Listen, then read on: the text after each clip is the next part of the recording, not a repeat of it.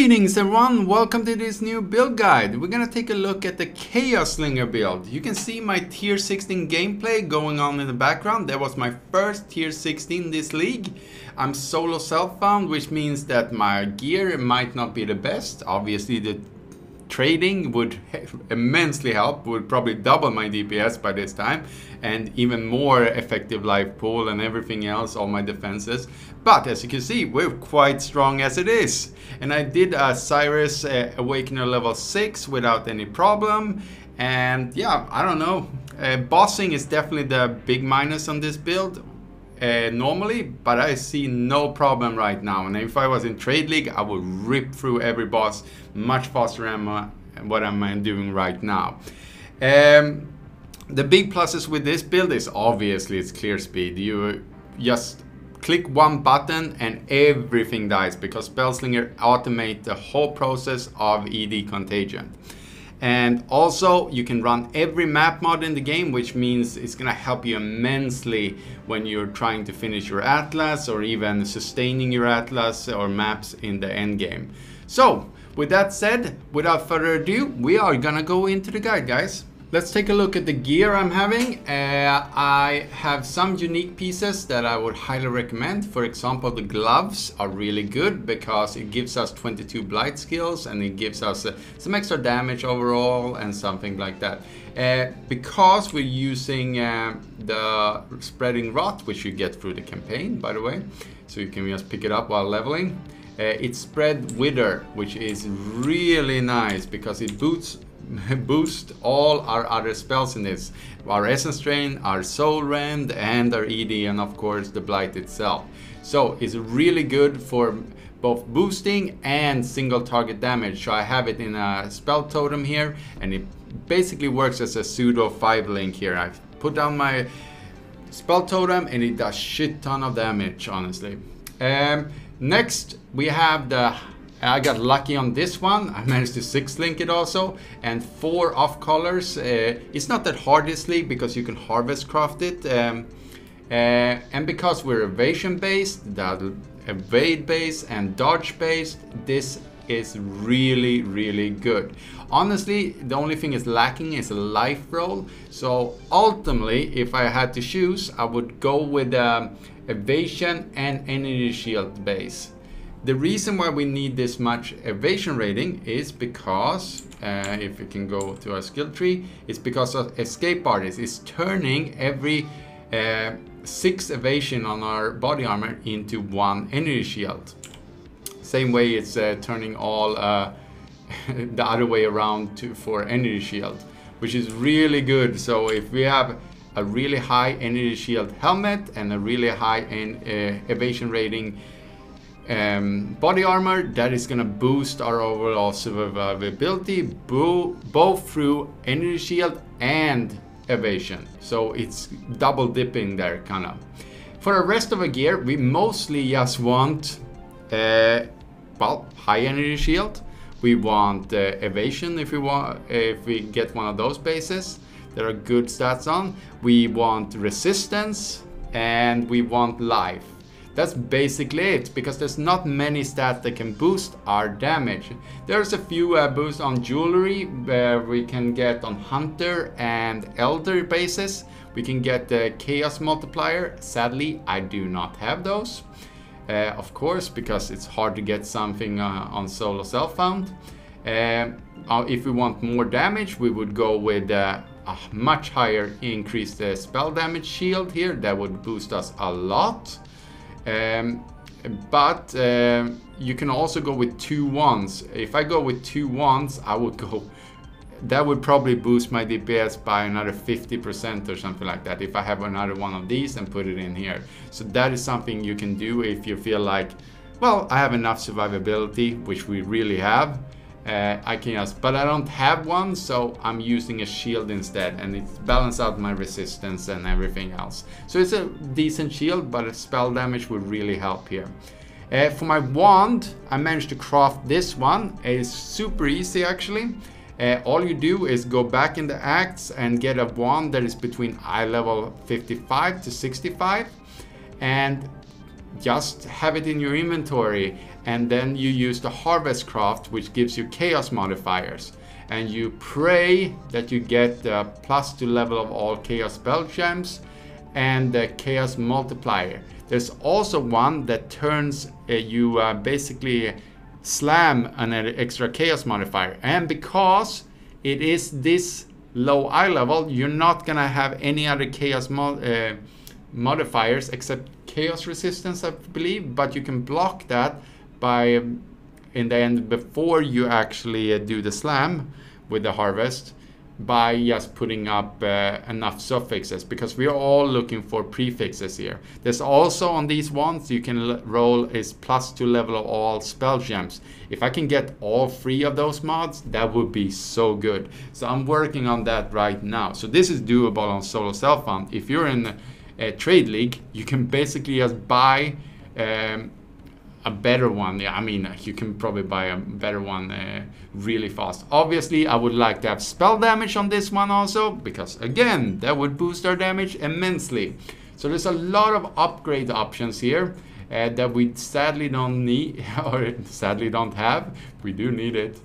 For our boots, I use these. I should really switch these out. These are not very good, but it gives us on facing and onslaught.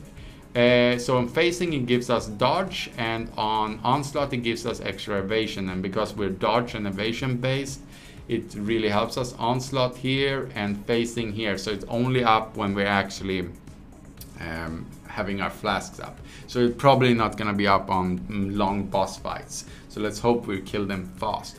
So those are the gear, that is the gear I'm having, and hopefully you can find much better than I have, and like I said, you can probably double my DPS quite easily, honestly. Let's go to the next.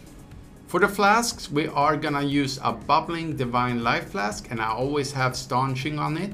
So basically what I do is I make sure I alteration spam it until I get the bubbling part, which is the 50% instantly recovered, which is really good, because that means I'm gonna get a boost of life when I actually push it, and also over time, so I'm bleed immune while I'm regaining that lost health also.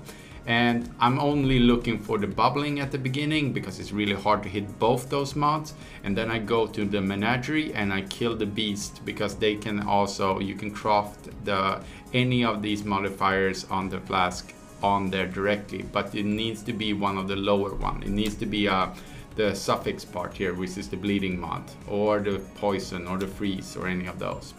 So there's something to think about when you're crafting these flasks. For the second one, I'm using a Jade flask because we are evasion based, and it's gonna boost our with a lot. I mean, with all the percentage evasion and stuff like that, it's gonna help us a lot with dodging stuff or evading stuff.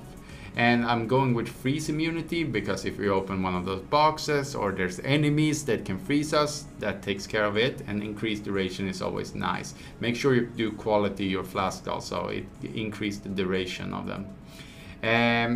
For our next flask, this one I would probably switch out as soon as I'm getting the unique witching brew, which gives despair and stuff like that. It's gonna be a huge brew, so I would take this one out and switch it up.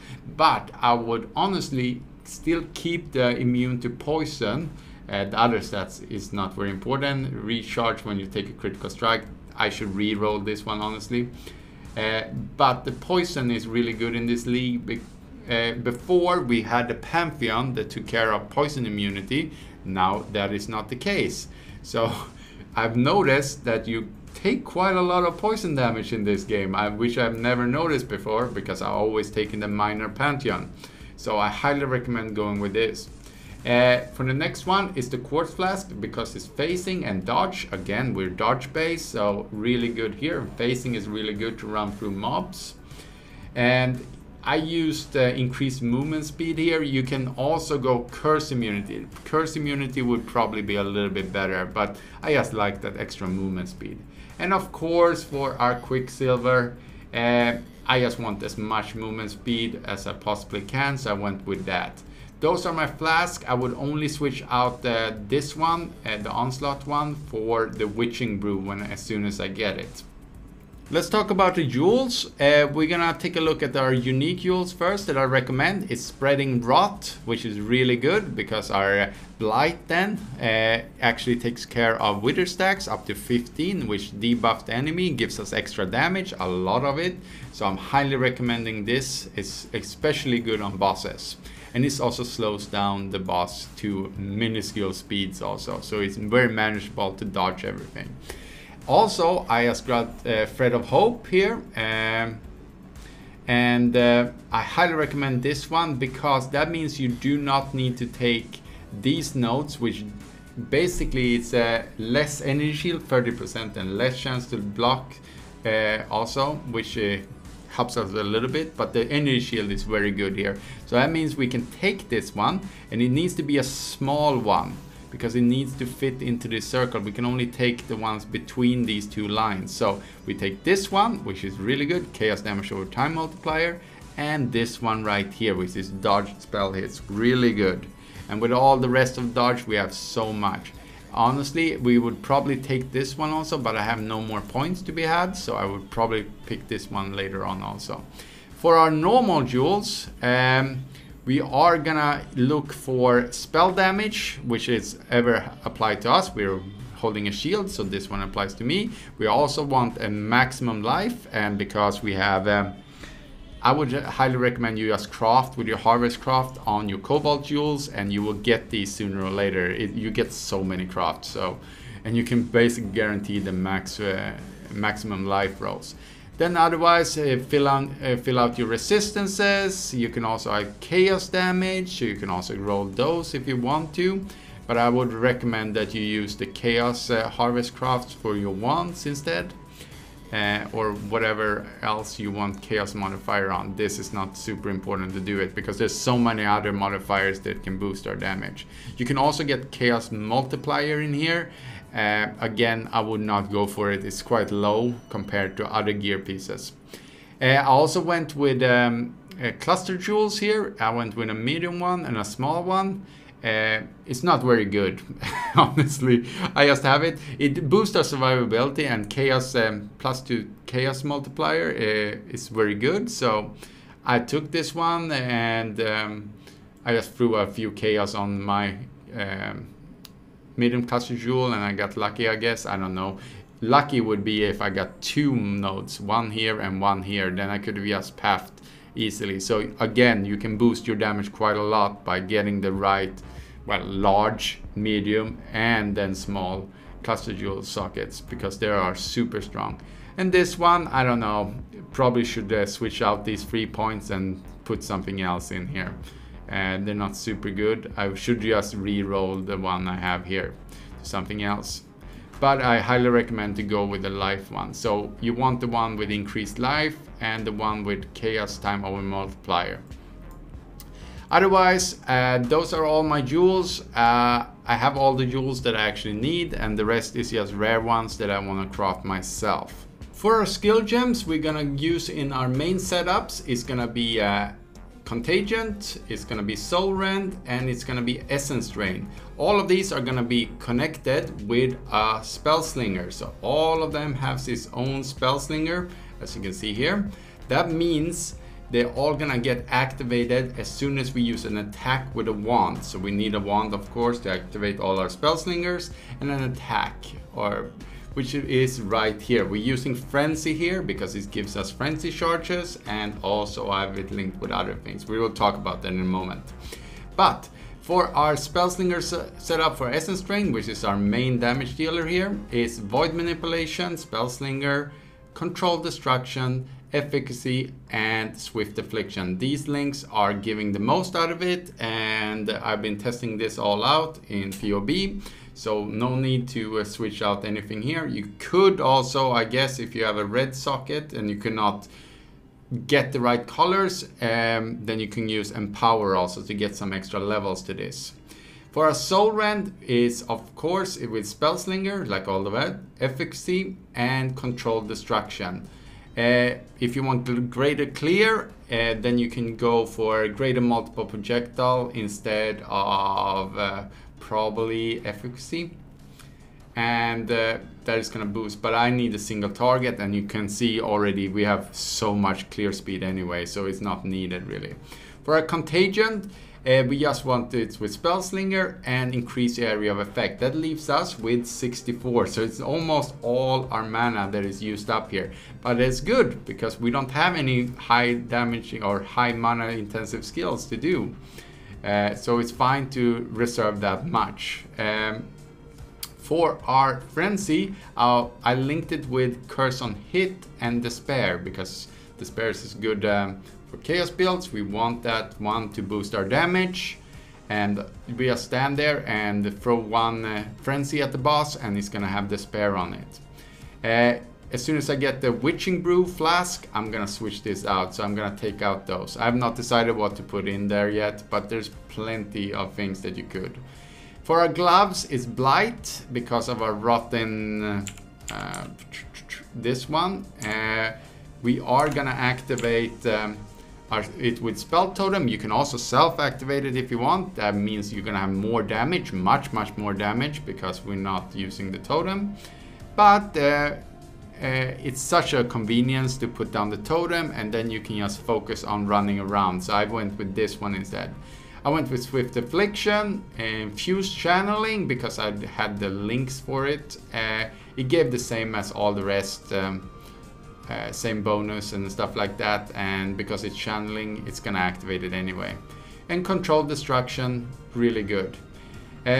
For our boots, we are cost on damage taken. I should probably level up this one much higher now because I have such a large health pool. I have not changed it since I started. And we have it with Withering Step, so every time we get hit we get elusive, and it also set out some wither stacks on the enemies that hit us, which is really good. It gives us movement speed, extra evasion and stuff like that. Really good there.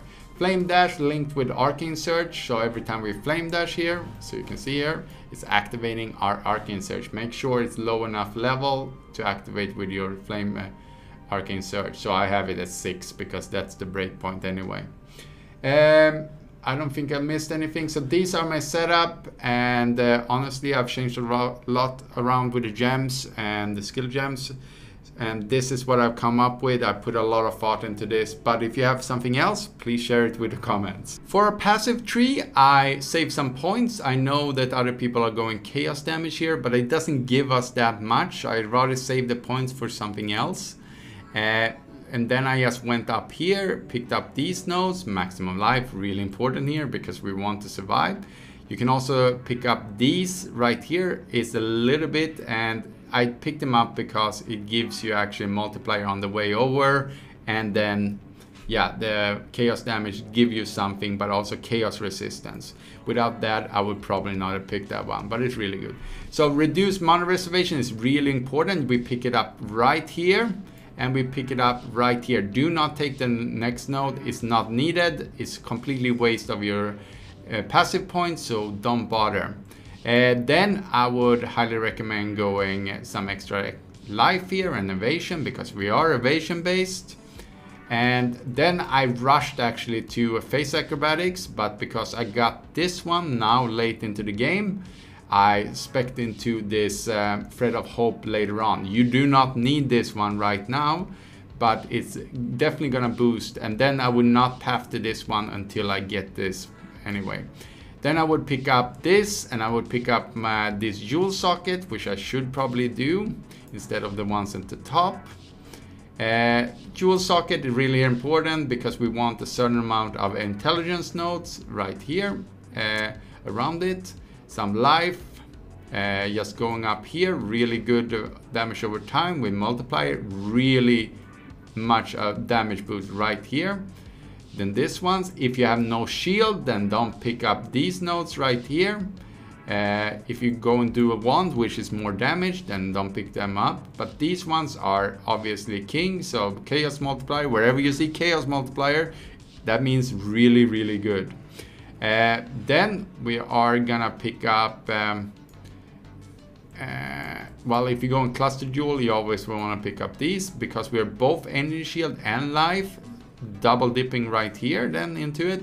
and then some extra socket I picked up, and then we just travel all the way over here with some extra life and some extra effect on wither and some extra chaos damage. Honestly, if I could, I would anoint my amulet with this one. That means I would trash basically this whole part of the tree. I might actually trash it all the way down to here about. I don't know if I may, at least until here. So I would take away these nodes and relocate them somewhere else, because there's much better nodes down here that I could definitely make use of those points. But that is my passive tree right now, and until I get anoint, I'm not gonna theory craft anymore on where I want to put them, because that's gonna take some more time and discussion. So let's go to next. For our ascendancies, I would start with Patient Reaper, good damage node, and also survivability, because everything we kill is gonna leech to us in both mana, energy shield, and life, which is super important, because that means we are just sustaining everything through this node alone. The second one I would take is Ghost Dance. It gives them some evasion, some movement speed, and also the Ghost Shrouds buffs and stuff like that. So really good for survivability in general, and basically as moving fast. And for the third one, I would go with Prolonged Pain, good damage boost, and it also increase the skill effect duration and stuff like that. So also reduce damage taken over time, which is always a good boost, I guess, but it's good for damage mostly. And lastly, when you have the gear for it, I would go with Escaped Artist, because you kind of need a high evasion rating on your chest piece, and you will also need a high energy shield on your helmet. So without those, you're not getting that much out of this, but it still gives you something. I would still go with these four at any point, and yeah, I don't see the point of going with the other ones, honestly. So let's go to the next. For our Pantheons, I would highly recommend you go Soul of Lunaris, because it just gives you a lot of extra. When you have a lot of mobs around you, it gives you movement speed and physical damage reduction. And definitely physical damage is a Achilles heel here, because we are evasion based. We're basically not mitigating any of that damage. So it helps a lot there. And on bosses, you would probably go just Soul of Solaris. Obviously, you want to update them. I have not found the Divine Vessels. I have been very unlucky on that part. I've gotten 6 Exalted drops, but not any Divine Vessel. So yeah, GG, maybe drop rate a little bit higher. Then I would go with for the minor one, Soul of Garakun, or however you pronounce it, because obviously updated movement speed again and some evasion rating if you savage hit recently. So if I'm surviving that first hit, which I should with my massive life pool and or effective health pool, that means you're probably gonna have a higher chance of surviving the next hit also. Normally you would have gone for this one, but we are poison immune. Poison immunity is not there anymore. They nerfed this one, so I would not take these anymore. I've always picked this one otherwise. For our bandits, we are killing them all. There's no talk about it. We are definitely benefiting 100 times more from the 2 extra passive points.